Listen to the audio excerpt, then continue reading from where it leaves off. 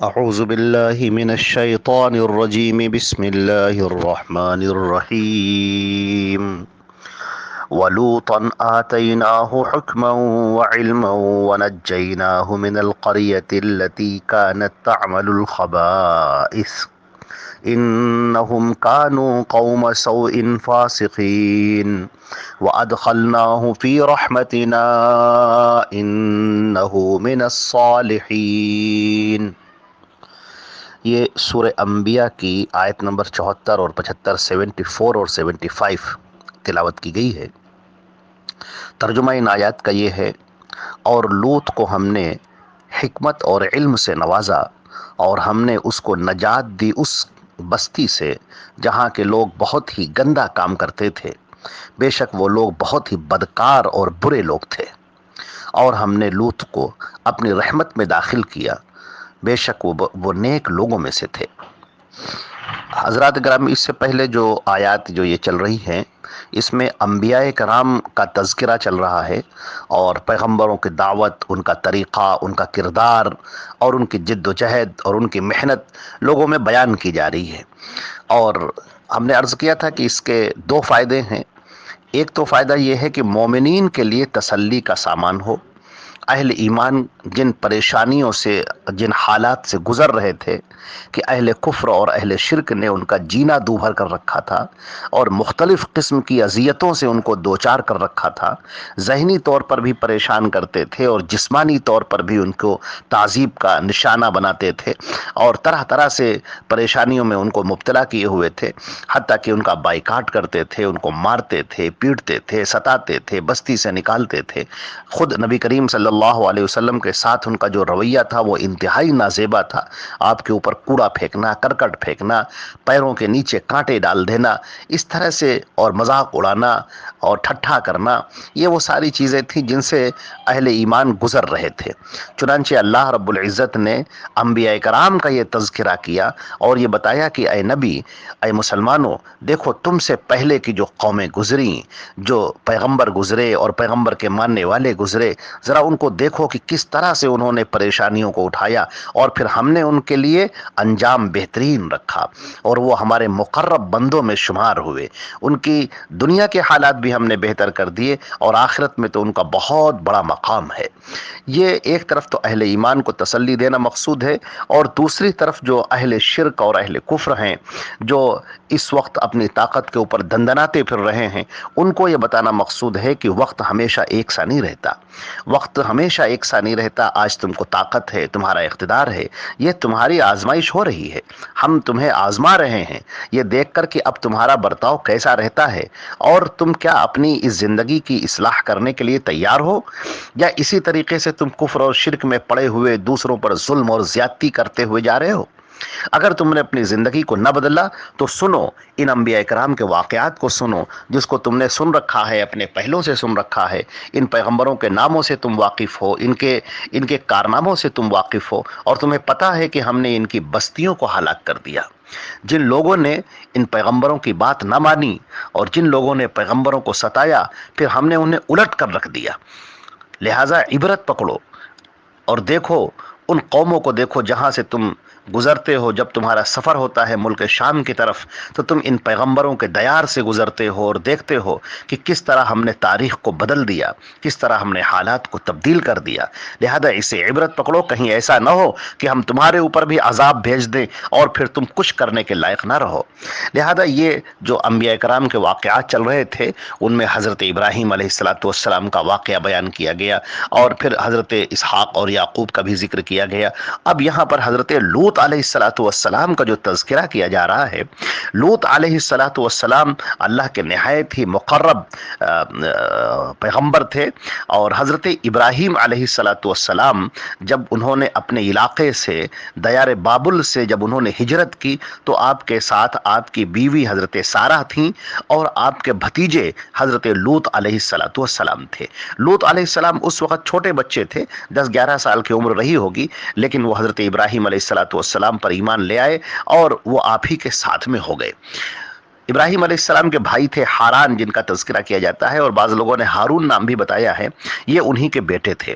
اور ابراہیم علیہ السلام کی ہی پرورش میں تھے، اور اس کے بعد پھر وہ لگاتار حضرت ابراہیم اور سارہ کی پرورش میں رہے، یہاں تک کہ جب ان کی عمر میں پختگی آ گئی تو حضرت ابراہیم علیہ السلام نے ان کو کہا کہ تم ادھر صدوم کے علاقے کی طرف چلے جاؤ، جہاں پر جو صدوم کا اور عموریہ کی جو بستیاں ہیں ادھر کی طرف چلے جاؤ۔ چنانچہ وہ ادھر چلے گئے اور وہاں پر اللہ رب العزت نے انہیں پیغمبری سے نوازا۔ چنانچہ یہ دعوت کا مشن لے کر وہاں پر پہنچے اور وہاں پر اللہ رب العزت کی توحید بیان کرنی شروع کی، اور اس بستی کے اندر جو خرابیاں پائی جا رہی تھیں، جو گناہ پائے جا رہے تھے، اس پر ان کو روکنا شروع کیا۔ یہ جو صدوم کا علاقہ ہے، یہ وہ علاقہ ہے جہاں پر آج بحر میت ہے، جس کو ڈیڈ سی کہا جاتا ہے، بحر مردہ جہاں پر کہا جاتا ہے، وہاں پر یہ پوری بستیاں ہیں، اور یہ جو وہاں پر 6-7 شہر تقریباً بڑے بڑے آباد تھے، اور وہاں کے لوگ انتہائی فسق و فجور میں مبتلا تھے، اور اس جو گناہوں میں مبتلا تھے وہ تو تھے ہی، ساتھ میں ان کے اندر ایک ایسی برائی پائی جا رہی تھی جس کا تذکرہ قرآن پاک نے فاحشہ سے کیا ہے کہ بہت ہی غلط کام، انتہائی خبائث، انتہائی گندا کام۔ اس سے پہلے سورہ اعراف کی آیت نمبر 81-82 میں بھی اس کا تذکرہ ہوا ہے کہ انتہائی گندا کام کرنے والے یہ لوگ تھے۔ یہ اپنی شہوت کو جو پورا کرتے تھے وہ مردوں کے ساتھ میں، مرد کے ساتھ میں ہم بستر ہوتے تھے اور ان کے ساتھ میں اپنی شہوتیں پوری کرتے تھے۔ تو یہ انتہائی طبیعت کا مسخ ہونا تھا، انتہائی گندی بات تھی، لہٰذا حضرت لوط علیہ السلام نے ان کو سمجھایا اور ان کو ان کمیوں کی طرف ٹوکا، اور بہت اچھی طریقے سے ان کو سمجھایا، مگر یہ قوم باز نہ آئی۔ چنانچہ حضرت لوط علیہ السلام کو بھی اس نے پریشان کر کے رکھ دیا، اور ان کا مذاق اڑاتی، ان کا ٹھٹھا اڑاتی، اور ان کے ساتھ میں بدسلوکی کرتی، برے برے القاب سے نوازتی، اور یہاں تک کہتی کہ تم چلے جاؤ، اگر بہت پاک و صاف بنتے ہو، تم کو ہمارے کام پسند نہیں ہے تو چلے جاؤ یہاں سے، اس بستی سے نکل جاؤ۔ مگر لوط علیہ السلام اللہ کے حکم سے ان کے سامنے دین کی تبلیغ کرتے رہے، سچائی کو بیان کرتے رہے، اللہ کے پیغام کو پہنچاتے رہے، مگر جب اس قوم کے اندر ضد اور ہٹ دھرمی اپنی آخری انتہا کو پہنچ گئی، تب اللہ رب العزت نے یہ فیصلہ کیا کہ اس بستی کو برباد کر دیا جائے اور ان لوگوں کو اب ختم کر دیا جائے۔ اب ان لوگوں نے اپنے جینے کا حق کھو دیا، اب ان کو زندگی ان کے لیے کوئی معنی نہیں رکھتی۔ چنانچہ اللہ رب العزت نے جبریل علیہ السلام کو حکم دیا، اور پھر انہوں نے اس بستی میں ایک چیخ ماری انتہائی تیز، اور اس کے بعد اس بستی کو پے در پے زلزلے آئے، اور اس کے بعد اس پوری بستی کو اٹھا کر پٹخ دیا گیا، اوندھا کر دیا گیا۔ لہٰذا وہ لوگ جو ان برائیوں میں مبتلا تھے، سب کے سب مارے گئے، اور سب کا سب انتہائی برے انجام سے دوچار ہوئے۔ اللہ نے حضرت لوط علیہ السلام کو اور جو لوگ بھی آپ پر ایمان لائے ان کو بچا لیا، اور ان کی نسل کو آگے بڑھایا۔ چنانچہ یہاں پر یہ بھی دیکھنے کے لائق بات ہے کہ آج جو بحر مردہ ہے، جو بہت دور تک پھیلا ہوا ہے، اس کے بارے میں تمام جو جغرافیہ کے جانکار ہیں وہ یہ کہتے ہیں کہ یہاں پر بستیاں آباد تھیں، لیکن اس طرح سے ان کو دھنسا دیا گیا زمین میں کہ اس قدر وہ نیچے چلے گئے کہ وہاں سے پانی پھوٹ پڑا،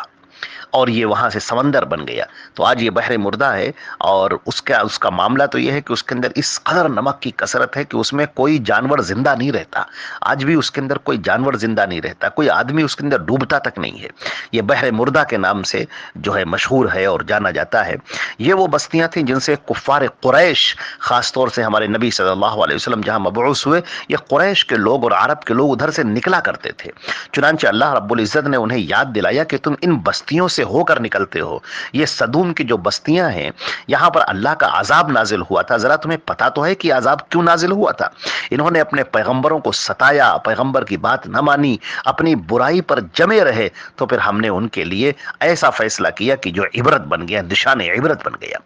اللہ نے فرمایا وَأَدْخَلْنَاهُ فِي رَحْمَتِنَا، اور ہم نے لوط کو اپنی رحمت میں لے لیا، اپنی انہو من الصالحین، بے شک وہ بہت ہی نیک لوگوں میں سے تھے۔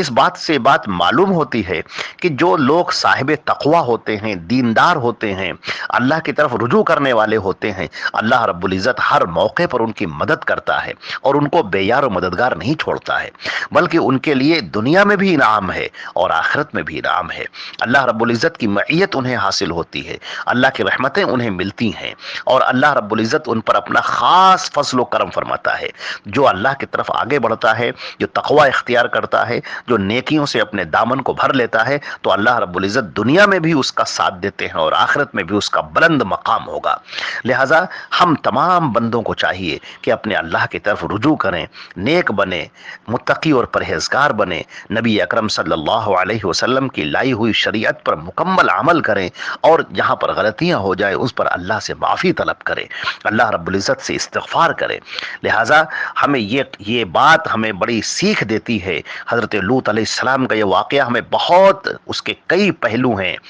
بہت ساری چیزیں ہیں جو اس کے اندر بیان کی گئی ہیں۔ سب سے پہلی بات یہ ہے کہ دین کے لیے، تبلیغ کے لیے محنت کرنا، نکل جانا، علاقے سے نکل کر دوسرے علاقے میں جانا، پھر لگاتار محنت کرتے رہنا، پریشانیوں کو برداشت کرنا، دقتوں کو برداشت کرنا، اللہ کا حکم سہتے رہنا، اللہ کا حکم لگاتار لوگوں کو پہنچاتے رہنا، یہ ایک پیغمبرانہ شان ہے۔ اور اس کے بعد پھر جو لوگ ان پیغمبروں سے دشمنی کرتے ہیں، جو اللہ والوں کے ساتھ دشمنی کرتے ہیں، تو پھر ان کو سزا ملتی ہے دنیا میں، اور اللہ رب العزت ایسے لوگوں کا ساتھ دیتا ہے کہ جو متقی ہیں، جو پرہیزگار ہیں، اللہ ان کو ایسے ہی نہیں چھوڑتا، اور جو برے لوگ ہیں وہ اپنے انجام کو پہنچ کر رہتے ہیں۔ لہذا کوئی اپنی طاقت پر، دولت پر غرور نہ کرے، یہ ساری چیزیں مٹ جانے والی ہیں، اور نیکیاں ہیں وہ ہمیشہ باقی رہنے والی ہیں۔ لہذا آدمی نیکیوں کی طرف آگے بڑھے، اللہ کی طرف آگے بڑھے، تقوی اختیار کرے اور پرہیزگاری اختیار کرے۔ اللہ تعالیٰ نے فرمایا کہ ان کو ہم نے اپنی رحمت میں داخل کر دیا، اور وہ نیک لوگوں میں سے تھے۔ اللہ رب العزت ہم سب پر اپنی رحمتیں نازل فرمائے، اور ہم سب لوگوں کو نیک لوگوں میں شامل فرمائے۔ والسلام علیکم ورحمۃ اللہ۔